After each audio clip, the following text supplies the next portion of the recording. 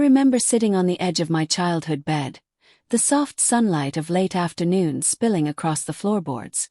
I was maybe 7 or 8, and there was a certain hush to the house, the kind of quiet that feels heavier than usual, the kind that presses in around your thoughts.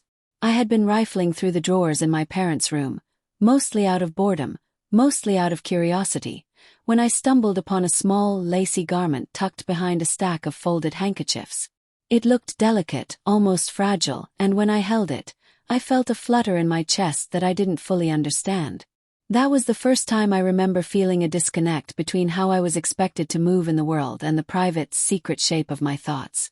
I remember thinking, what if this fits me? What if this is a part of me I don't yet know? I didn't act on it that day, didn't try it on, but I held it in my hands for a long while, feeling its texture, inhaling the faint scent of lavender from my mother's drawers. That was the moment when curiosity first planted itself quietly in my mind, almost like a whisper I wasn't yet ready to hear aloud. For years that whisper followed me. I would hide in corners of our home, sometimes sneaking glances at advertisements in magazines, imagining myself in different clothes, in different shapes, feeling the contours of my own identity that didn't seem to fit the rigid forms around me. My parents, both loving in their own way, spoke often about propriety, about being a good boy or growing up properly, and I listened, nodded and smiled, all the while feeling that a secret part of me was slowly knitting itself into the background of my life, like an unspoken language no one else could understand. I learned early to keep it hidden. The curiosity became a companion, but one I could never introduce at the dinner table or in the crowded living room where cousins laughed and shared stories I could never fully enter. I became skilled at performing, at presenting the version of myself that everyone expected, while the secret version waited patiently in the shadows. In my teenage years, that patience began to feel more like a quiet ache. I would watch people in the street, women in flowing skirts or men with their own gentle style, and feel a strange pang of yearning, a recognition of something I had always felt, though never named.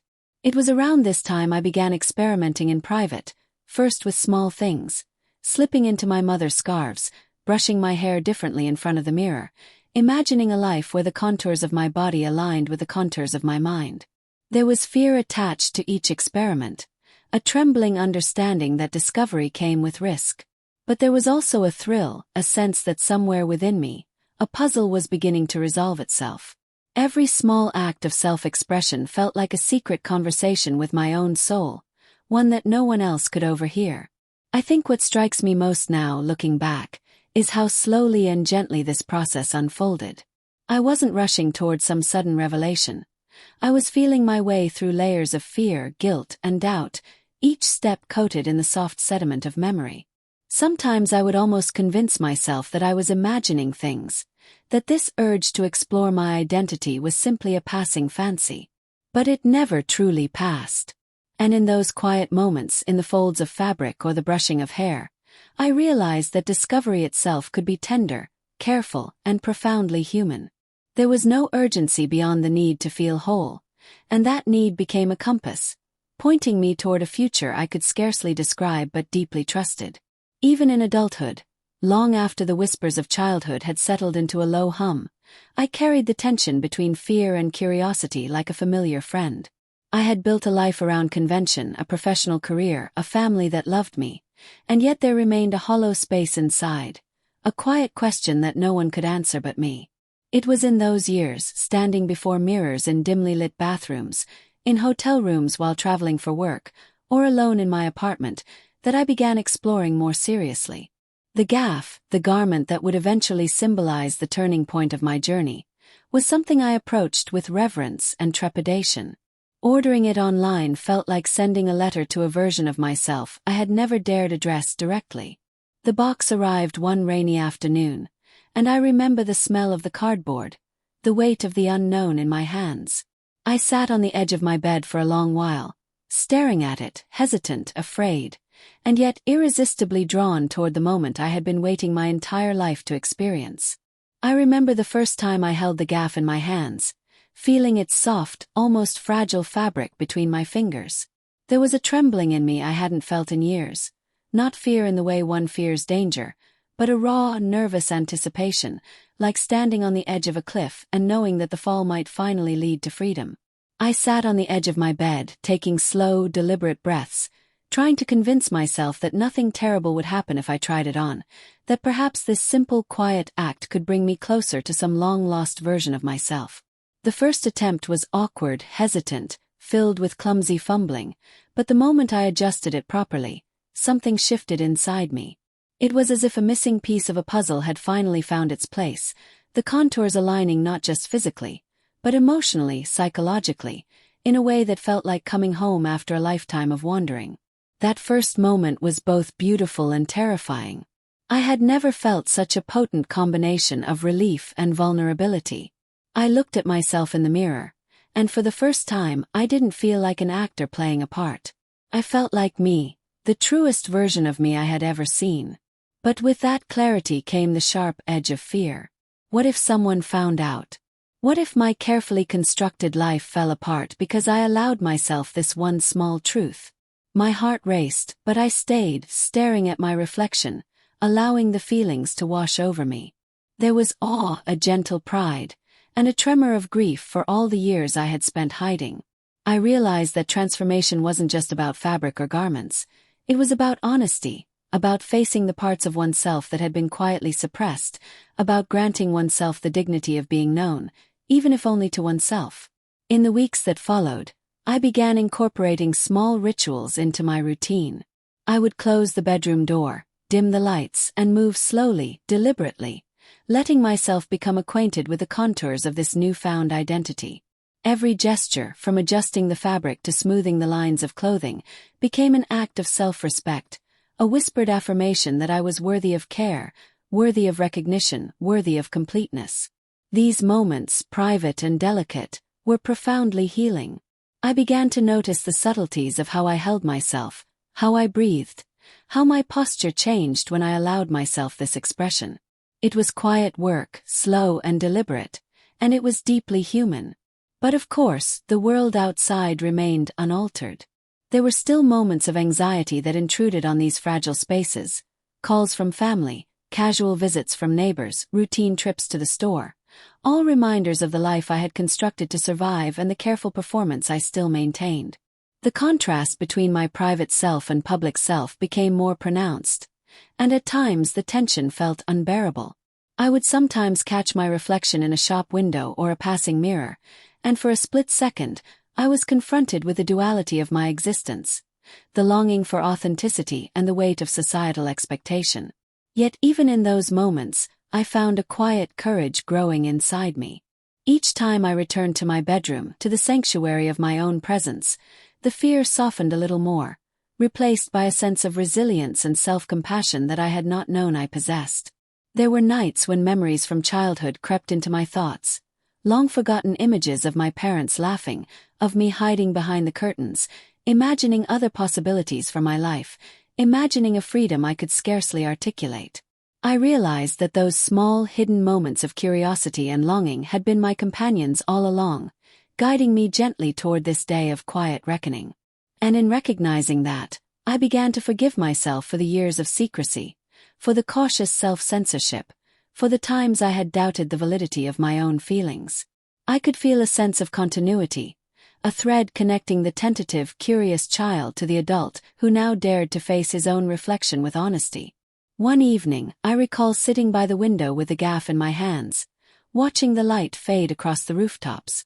It was a calm, ordinary moment, yet it felt monumental. I allowed myself to remember all the small steps that had led me here, the stolen glances, the hidden garments, the whispered fantasies, the quiet courage that had persisted in the shadows. There was a realization then that the transformation I had feared was not about becoming someone else. It was about becoming fully myself, embracing every hidden part, acknowledging every fragment of longing, and allowing the self I had once kept secret to breathe. That night, I felt a kind of peace I had never known. It wasn't triumphant or loud. It was gentle, enduring, deeply human, and suffused with a quiet joy that seemed to settle into my bones. The next step, though quiet and personal, brought a weight I hadn't fully anticipated. The awareness of my family's presence, the echoes of my childhood in their faces and voices. I had always imagined that my parents were impossibly distant from these feelings, that revealing even the smallest fragment of my private identity would rupture the fragile continuity of our home. Yet as I sat in my bedroom, holding the gaff and running my hands over the fabric, I realized that the same parents who had once lectured me on propriety, who had set boundaries I sometimes felt suffocated by, had also been the source of my earliest experiences of love, however cautious or conventional. I wondered if they would ever understand, or if the love I felt for them was enough to bridge the gap between the version of me they knew and the version I was learning to embrace. It wasn't easy. The fear of judgment, of disappointment, lingered like a shadow in the corners of my mind. I remembered moments from childhood, small gestures that now seemed like foreshadowing. My mother laughing softly at the way I arranged her scarves, my father noticing the care with which I folded his shirts, a quiet curiosity in their eyes that I had dismissed at the time. Looking back, I realized that perhaps the love had always been there, patient and observing, waiting for me to find the courage to speak it aloud. Still, the possibility of misunderstanding, of shame, held me back. The gaff, delicate and unassuming in its simplicity, became more than a garment. It was a symbol of courage, a talisman that allowed me to hold space for my own truth even in the face of uncertainty. In the weeks that followed, I experimented with subtle expressions of this part of myself. I would linger a little longer in front of the mirror, adjust my clothing, brush my hair differently, and notice the small shifts in how I carried myself. It was a process of self-recognition, of learning to inhabit my own body in a way that aligned with my inner life. There were nights when I would feel waves of doubt, moments when the quiet ache of secrecy pressed heavily against my chest. And yet, in those same moments, I found a delicate joy, a sense that I was finally allowing myself to exist without apology, to honor a part of myself that had been patiently waiting all those years. I remember one afternoon, sitting at the kitchen table, the sunlight spilling across the old linoleum floor, and thinking about the ways in which our lives are shaped by small acts of courage. Not the grand, dramatic gestures celebrated in stories, but the quiet, persistent ones. Admitting a truth to oneself, acknowledging a desire, daring to explore who we are in the face of fear. I realized that my journey with the gaff, my slow emergence into authenticity, was nothing short of a series of these moments, each one delicate and vulnerable, yet cumulatively transformative. Each evening, each gentle experiment in the privacy of my home, was a whisper to the universe. I am here. I exist. I deserve this truth. There were also moments of humor, of gentle absurdity, that reminded me of the humanity woven into this journey. I would sometimes catch myself laughing quietly, thinking of the child I once was, hiding behind curtains and imagining worlds where freedom and expression were possible. It struck me then that the journey was not linear. It was a tapestry of fear and hope, laughter and sorrow, longing and discovery. And in that tapestry, I saw a reflection of the lives of countless people who had navigated the quiet corridors of identity, who had learned to honor themselves despite societal pressures, despite the invisible weights of expectation. Yet even as I embraced these private victories, I could not escape the lessons of my early life. There were times when I felt a pang of guilt, a shadowy echo of the rules I had internalized as a child, the admonitions about propriety, the quiet insistence that some feelings should remain hidden. But with each passing day, I discovered that these echoes, while persistent, were not absolute. They could be acknowledged without surrendering to them. They could coexist with a sense of self that was honest, tender, and resilient. The gaff, now a familiar companion, became a reminder that identity is not a single moment of revelation, but a gradual unfolding, a patient cultivation of courage and acceptance. And in this slow, deliberate journey, I began to notice a subtle transformation not just in myself, but in how I perceived the world. I became more attentive, more empathetic, more willing to observe the quiet struggles of others without judgment. There was a softness in my gaze, a recognition that everyone carries hidden truths, secret burdens, and unspoken desires. I realized that the courage it took to embrace my own identity was mirrored in countless small, uncelebrated acts performed by others every day. And in seeing that, I felt less alone, more connected to the vast, complex, and deeply human tapestry of existence. The autumn of that year brought a quiet stillness to my life, the sort that encourages reflection. Leaves fell in slow, deliberate patterns outside my window, and I found myself thinking about the long, winding path that had led me to this point. There were mornings when I lingered in the bedroom longer than necessary, adjusting the gaff with care, feeling the contours of my body align with the contours of my inner self. In those moments, I was acutely aware of both the fragility and the profundity of the experience. It was as though every small act of self-expression was a dialogue with the child I had once been, the one who had hidden behind curtains and wondered about impossible possibilities. But with these moments of intimacy came the inevitable shadows of fear. I would catch myself imagining someone discovering my secret, hearing the quiet rhythm of my self-exploration, and a wave of panic would wash over me. The fear wasn't just about exposure. It was about betrayal of the carefully constructed life I had built, about the possibility that love and acceptance might falter under the weight of truth. Yet, paradoxically, these fears only made the moments of authenticity more precious. Each time I faced the mirror, I felt a small victory. The recognition that fear does not have to control me, that courage can be cultivated quietly, gently, and persistently. Family memories often surfaced during these times, carrying with them a bittersweet resonance. I remembered my mother's gentle voice as she tucked me in at night, the warmth of her hands, the subtle encouragement hidden behind everyday routines. I remembered my father's quiet pride when I accomplished even small tasks, his unspoken lessons about resilience and care. And I realized, with a surprising clarity, that these memories were not only about love but also about the foundations of self-worth. The recognition of my authentic self, delicate and tender as it was, felt like an extension of that love, a continuation of a bond that had shaped me in ways both explicit and unseen. One evening, while sitting by the window and watching the first frost form on the edges of the glass, I thought about the paradox of secrecy and revelation.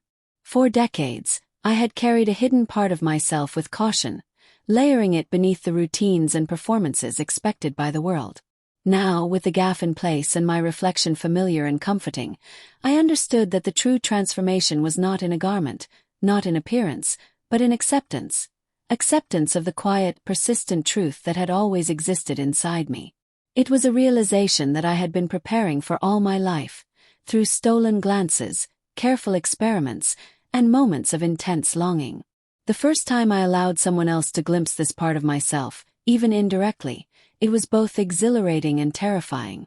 It wasn't a grand confession, not a dramatic unveiling, but a subtle hint, a carefully chosen moment that tested the waters of trust. The response, gentle and understanding, brought a wave of relief so profound I almost wept. It was a reminder that courage is often met not with rejection, but with quiet affirmation, that love can expand to accommodate truths we fear are too fragile or too complex to share. In that moment, I realized that the transformation I had feared was not about rejection or shame, but about connection, the possibility of being seen, truly seen, without pretense. There were nights that followed filled with reflection, moments when I allowed myself to recall the earliest stirrings of curiosity, the secret acts of imagination, and the cautious joy of discovery. I thought of the child who had felt out of place in a world of expectations, the adolescent who had tested boundaries in solitude, the adult who had persisted in fear and hope alike. Each memory was a thread, weaving together a tapestry of resilience and tenderness. And as I traced those threads, I felt a profound gratitude, for the patience of time, for the small moments of courage, and for the deep, enduring truth that identity is a gift we can nurture quietly, tenderly, and fully, even when the world around us is unknowing. In the stillness of those evenings, I began to recognize the subtle, transformative power of self-acknowledgement. I realized that identity, like life itself, is not a series of grand gestures but a sequence of small, deliberate acts. Listening to oneself, honoring one's longings, allowing fear and joy to coexist, and nurturing the parts of ourselves that society may not immediately understand. The gaff, once a simple garment, had become a symbol of that ongoing journey, an emblem of patience, courage, and self-recognition. And in holding that symbol close, I discovered a quiet joy, a soft pride, and a deep, unshakable sense of completeness that I had never experienced before. The winter that followed was quiet, almost contemplative, and it seemed to mirror the inner transformation I was experiencing. Snow fell softly outside, blanketing the world in a gentle, muffled silence, and I found myself increasingly attuned to the quiet rhythms of my own life. There were mornings when I would linger under the warm blankets, hands tracing the familiar fabric of the gaff beneath my clothes, feeling the alignment of body and mind in a way that was both subtle and profound. These were not dramatic moments, but they carried a gravity that resonated deeply. They were confirmations that the journey toward authenticity was not sudden, but gradual, delicate, and enduring. Memories of my childhood continued to surface, sometimes unexpectedly. I would think of long evenings sitting by the fireplace with my family, the smell of tea and old wood filling the room, and I would recall how often I had felt a quiet dissonance between the world I inhabited and the world I imagined. The longing that had once been shadowed by fear now felt like a companion rather than a burden. I realized that those early feelings of otherness, those moments of secret curiosity and tentative exploration, had been the seedlings of a life that was finally coming into bloom. There was a strange, gentle satisfaction in acknowledging the continuity of my own growth, in seeing that every small choice, every cautious step, had been preparing me for the authenticity I was now able to embrace. During this time, I also began to notice a subtle shift in how I related to others. Conversations that once felt routine now carried a deeper resonance, a quiet empathy for the struggles and hidden selves of those around me. I would catch myself listening more intently, offering care in ways that felt unforced, intuitive, and deeply human. It occurred to me that embracing my own identity had opened a door to a kind of emotional clarity I had never known. By honoring myself, I had become more attuned to the humanity in others, more willing to witness their own quiet battles without judgment. It was a lesson in humility, in connection, and in the profound interweaving of lives that often goes unnoticed. There were moments of hesitation, of course, moments when old fears resurfaced in the shadows. I would sometimes wonder if the transformation was real, if it would hold when faced with the scrutiny of the outside world. But each time, the ritual of self-recognition, the deliberate, careful act of wearing the gaff, adjusting the contours of my clothing, observing myself in the mirror, grounded me in a truth that was undeniable. The fear no longer dominated. It existed alongside courage, acceptance, and joy, but it no longer defined me. And in that coexistence, I found an unexpected serenity, a sense that life could be both uncertain and deeply fulfilling, both fragile and resilient. I also began to reflect on the lessons embedded in my journey, the wisdom accrued through years of quiet exploration. I understood now that identity is rarely a single, dramatic revelation. It is an accumulation of small, thoughtful choices, of gentle acknowledgement, of patience with oneself. The process of becoming who we truly are often involves navigating fear, embracing vulnerability, and trusting in the continuity of one's own growth. And perhaps most importantly, I realized that the courage to honor oneself can ripple outward, influencing the world in ways both subtle and profound. By accepting my own truth, I was learning slowly to create space for others to do the same. Some evenings, I would sit by the window with the gaff in my hands, reflecting on the decades of quiet longing, hidden curiosity, and small, secret joys that had led me to this moment. I thought of the child who had first held a delicate, lacy garment in secret, wondering if it held a piece of truth. I thought of the teenager who had experimented cautiously in the privacy of his room, the adult who had faced fear and hesitation with quiet determination. And I felt a profound gratitude for all of it, the patience, the courage, the enduring quest for wholeness. The gaff, simple yet transformative, was a symbol of that journey, a tangible reminder that identity is not something to be hurried or forced, but gently discovered, nurtured, and honored. And in these quiet reflections, I discovered something remarkable, a deep sense of belonging within myself. It was not loud or performative. It was subtle, enduring, and suffused with a warmth that felt like sunlight spreading slowly through a winter morning. The completeness I had longed for, the quiet joy of being fully recognized by myself, was no longer a distant aspiration.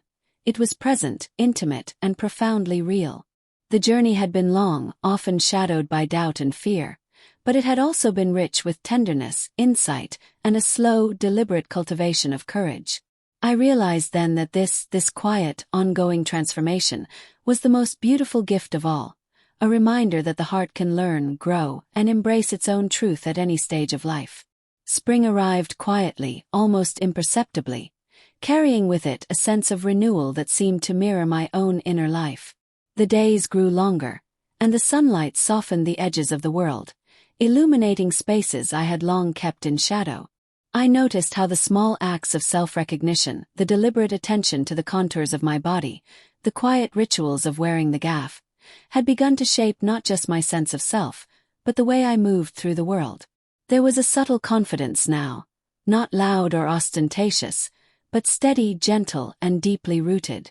I realized that transformation, in its truest sense, had less to do with appearance and more to do with inhabiting life fully, with clarity and courage. Family connections took on a new depth during this period. I would sit with my parents in the living room, watching them move through the familiar rhythms of their own lives, and I felt a renewed tenderness toward them. There was no dramatic confession, no explicit revelation, but there was an unspoken truth between us now, a soft recognition that the love they had given me had prepared me to embrace myself fully. I thought about the child I had once been, hiding in corners, longing to be seen, and I allowed myself to imagine that they had always known, in some small way, that I was searching for authenticity. This realization brought both warmth and a quiet ache, a reminder that understanding often unfolds slowly, over decades, in ways we cannot always articulate. There were also moments of private reflection that carried a quiet intensity. Sitting alone by the window, watching the world awaken with blossoms and soft rain, I would think about the long journey that had brought me here. I recalled the first hesitant moments with the gaff, the trembling anticipation, the fear of exposure, and the tentative joy of alignment between body and mind. I realized that the journey had never been linear. It had been winding, filled with pauses, regressions, and rediscoveries.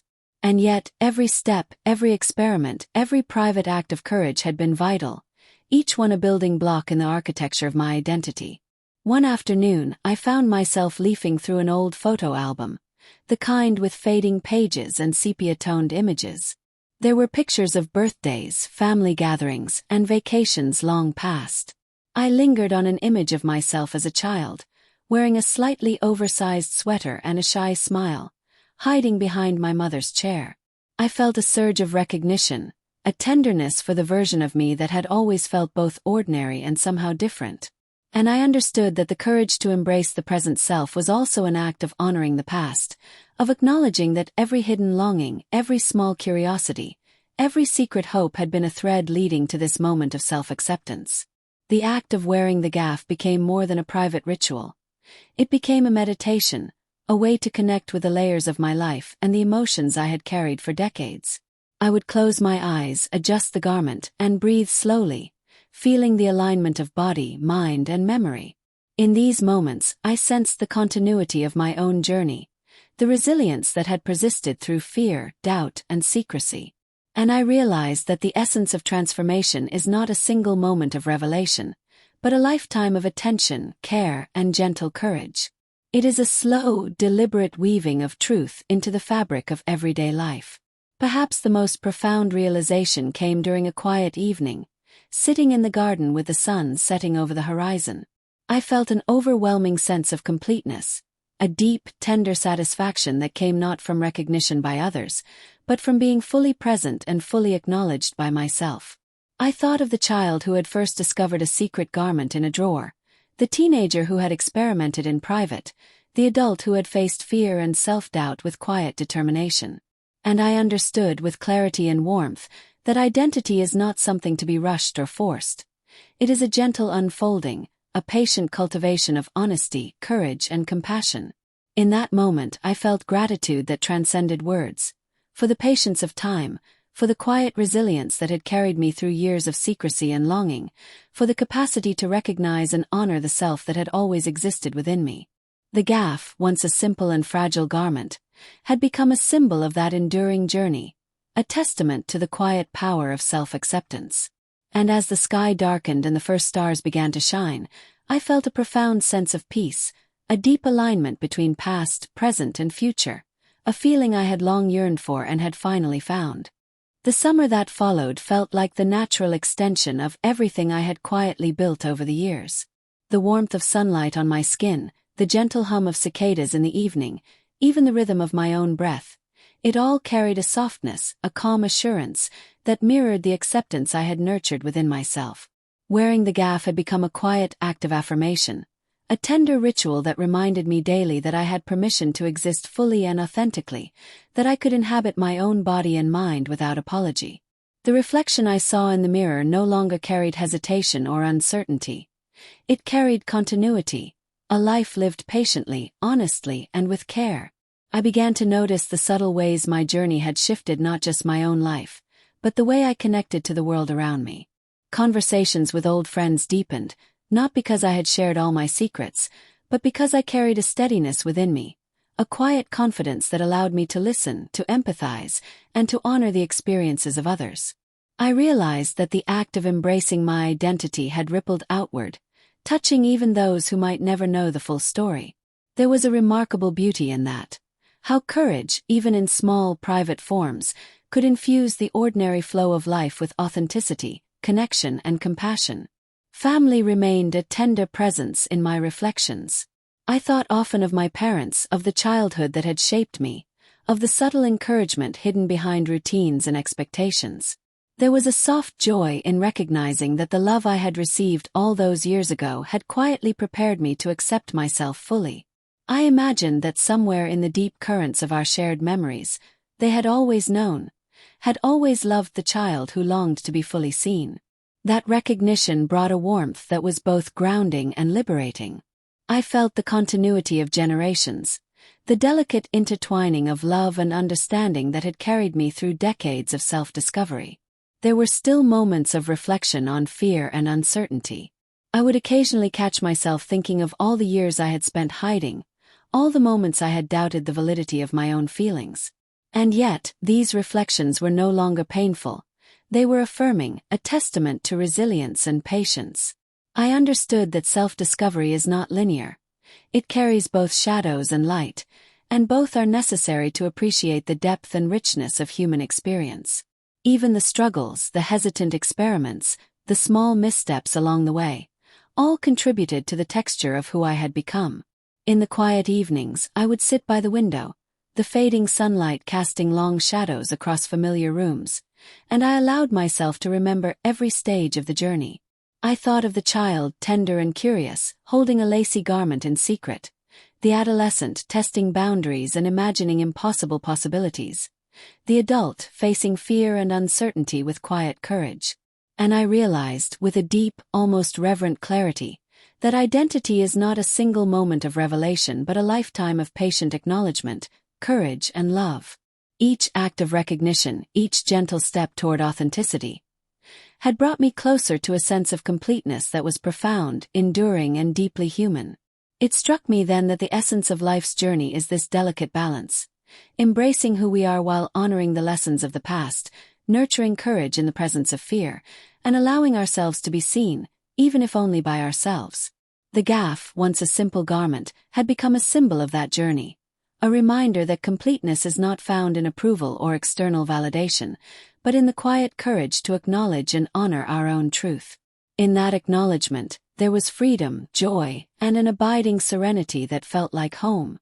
As the evening deepened into night, I reflected on the life I had lived, the path that had brought me here, and the subtle, enduring victories that often go unnoticed. I felt gratitude for the patience of time, for the love that had shaped me, for the courage I had cultivated, and for the gentle unfolding of identity that had finally allowed me to feel whole. There was no fanfare, no dramatic climax, only the quiet, profound joy of being fully present in my own life, fully recognized by myself, fully complete. The journey had been long, tender, and sometimes uncertain, but it had led me to a place of truth, warmth, and enduring peace. And as I gazed out at the stars beginning to appear in the night sky, I felt a sense of continuity, of connection, of life lived with honesty and grace. I realized that completeness is not a destination, but a gentle, ongoing process, an embrace of oneself in every moment, a recognition of all the paths that have led here, and a tender courage to continue growing. And in that realization, I felt a quiet smile bloom within me, a deep, enduring satisfaction that life, in all its subtle beauty, had finally aligned with the truth I had always carried. Thanks for watching. Please subscribe to my channel.